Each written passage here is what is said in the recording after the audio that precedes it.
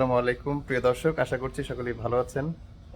তো আজকে আমরা দুই বন্ধু মিলে কুয়াকাটা এক লঞ্চে করে কুয়াকাটার উদ্দেশ্যে রওনা করছি। সকলের কাছে দোয়া এবং শুভকামনা চাচ্ছি।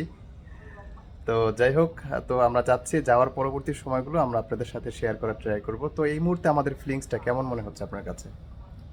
আমার কাছে তো খুবই অসাধারণ একটা ফিলিংস মনে হচ্ছে। এরকম পরিবেশ আহ, আমার লাইফে এই ফার্স্ট এরকম মানে এটা ভিউ। কি আমরা কি একটা অ্যাডভেঞ্চার বলতে পারি? অবভিয়াসলি, অবশ্যই, কারণ কেননা কোনো ধরনের প্ল্যানিং ছাড়াই কিন্তু। হ্যাঁ, আমি তো একদম পুরাই হতবাক এবং আই এম ভেরি সারপ্রাইজড। আম তো অবাক, আই এম তো দ্যাট কাইন্ড অফ। পুরাই অবাক।